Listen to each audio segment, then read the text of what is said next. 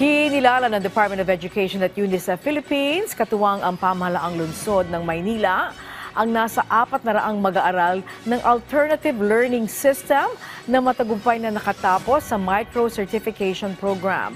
Bahagi ito ng layunin ng administrasyon ni Pangulong Ferdinand R. Marcos Jr. na makapagbigay ng mas maraming oportunidad sa trabaho at kabuhayan para sa mga Pilipino. Layunin ng inisyatiba na kilalanin ng life skills ng mga mag-aaral ng ALS sa pamamagitan ng micro-certification.